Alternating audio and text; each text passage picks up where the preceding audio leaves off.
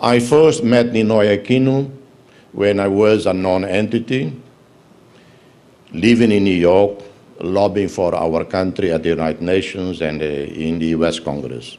I heard he was going to speak at Columbia University. I had read about him. He was in exile in Boston, teaching and researching at Harvard University. So I went there and went early so that I could get a good seat, front row. First, I was very impressed with his dynamism. He was very young at the time, and his eloquence. And I noticed he had 10 minutes to speak, and as the moderator gave him a paper that the 10 minutes was approaching, he ended. 10 minutes sharp, although he was improvising. Unlike me, I already lost count how long I've been speaking. So, while Ninoy was very, in this regard, military precision. I was impressed. I never forgot that. Precisely because I'm the opposite, that struck me. But second, I was so excited when I heard him mentioning East Timor in his comments. I immediately went to him, introduced myself, and rather than like many other international luminaries, you try to talk to them, they look at you like a moron. He was very friendly. He laughed, he smiled, called me brother. So that's my recollection of Ninoy Aquino. We talked on the phone a few more times over the years, very few years before he made the fatal trip to Manila. Today I went with my colleagues to pay tribute to Ninoy Aquino. But also I could not have missed going to the tomb in the cathedral to pay tribute to Cardinal Sin, another great man produced by you people. In 1999, Philippines was one of the first countries to send peacekeepers to Timor-Leste. General Jaime de los Santos is here, one of the first UN force commanders in Timor-Leste. Police officers, but also what you have exported to Timor, because you have in surplus priests and nuns.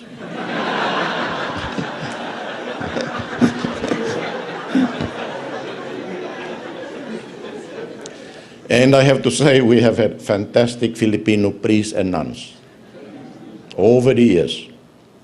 In the worst of the, I just share with you one little story about a Filipino priest. I don't remember his name. I should be embarrassed because I know him well. At least asked his services several times during the crisis in 2006. In the area where more or less Ambassador Farida Ong used to live, in Dili. Ambassador Ong was Philippine ambassador in Dili during the part of the worst of the crisis. She was there. So near your area, in the airport roundabout, so many groups were fighting each other. Different factions, and difficult to identify who was fighting who. And I arrived there on the scene, and that Filipino priest was busy on his motorbike, running from one faction to another. So I asked him, Father, can you go and tell them I want to talk to all of them? Are they prepared to listen to me, to talk with me? And I thought he would be scared of going, you know, but he went. And so people in the area, they respected him, trusted him. They were shooting each other, killing each other, but the priest was able to go to every corner of the area without any harm. I met with various factions, but 10 minutes later, fighting broke out in another corner of the area, and again, there he went on his motorbike, trying to pacify the people. And I visualize him, I can see him. Examples of how many of Filipino priests over the years, going back to Indonesian occupation, Filipino nuns. And one day I told Bishop Basilio do Nascimento, Bishop Baucau, and Prime Minister Nana Guzmão, you know what, I have a brilliant idea to resolve some of the problems in this country, particularly in the field of education and social services. We hire not Filipino labor as such, but a different kind of labor. More Filipino priests and nuns. These people, they work almost for free.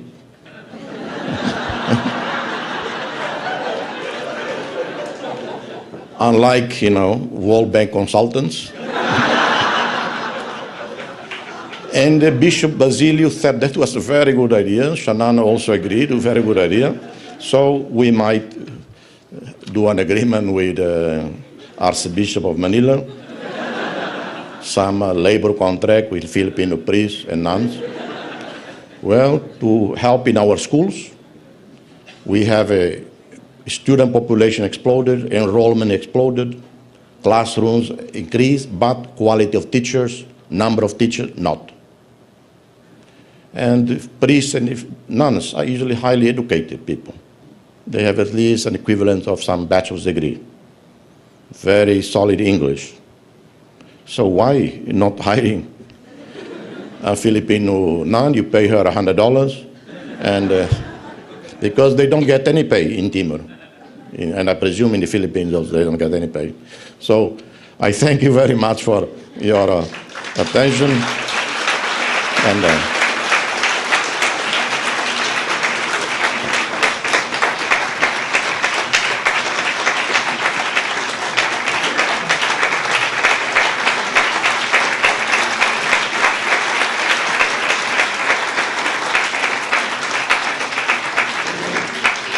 Thank you.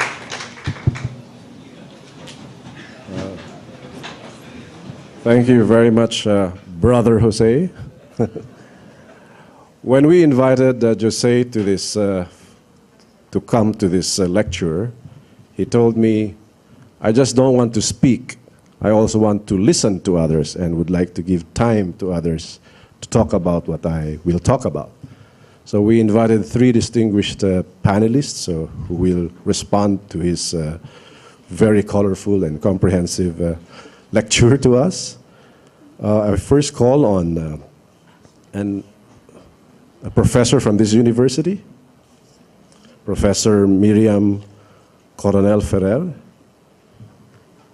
Professor Ferrer, as we call her, is Associate Professor of the Department of Political Science, and she's the former director of the Third World Studies Center of this university.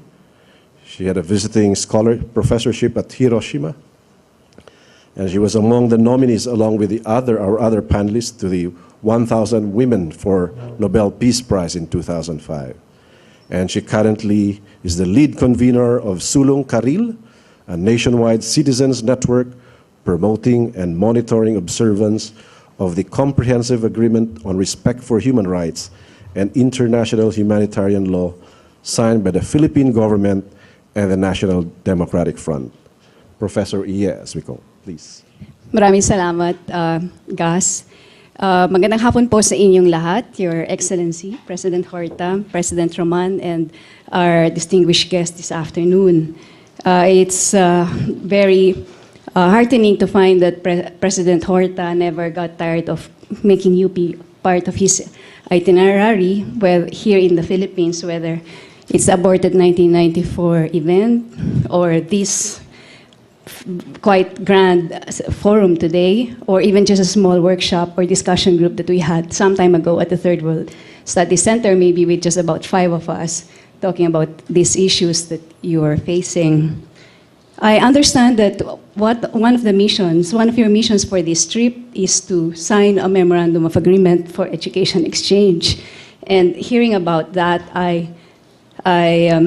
well, it was for me the occasion to dig up some of our files, because you may not know it, but a UP team was actually sent to East Timor in 2004 to identify ways and means by which the university can help the emerging nation. So this was quite a long time ago. The team was composed of Dr. P.M. Zamora, who is with the biology department, to look at environmental issues, to look at education, Professor Carmen Abubakar of the Islamic Institute, myself to look at democratization issues, and Dr. Jun Pagaduan of UP Manila College of Medicine to look at psychosocial intervention, considering the trauma that the people has gone through.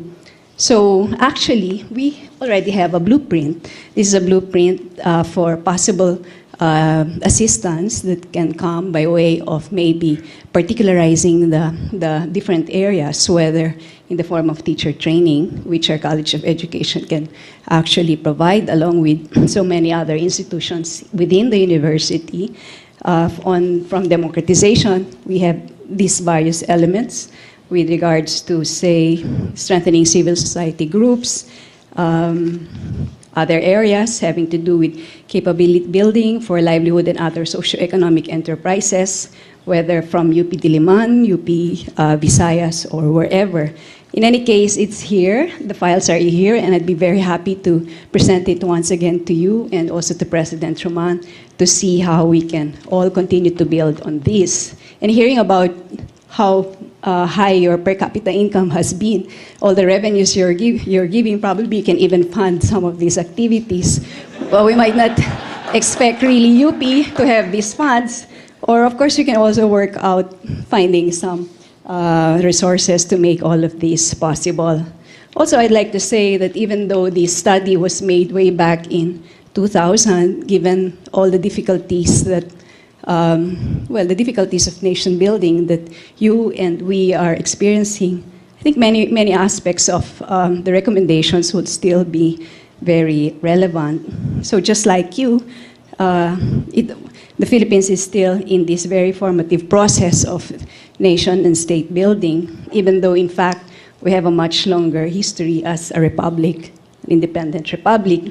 And certainly your visit has come at a very appropriate time given the current controversies that we are facing with regards to the peace process in Mindanao, the aborted Memorandum of Understanding signing of the MOA, an ancestral domain between the government and the MILF. There are certainly many lessons from East Timor that we can appreciate, that can help us appreciate and see how we can move forward this very critical situation that we're fighting. And when I say critical, I really mean, we really have to appreciate how critical the situation is. Today, I just read in online news that more than 100,000 people have actually been displaced because of renewal of violence in Cotabato. Of course, this is not to say that the situation in East Timor or the solution that eventually emerge out of the process of the struggle of the East Timor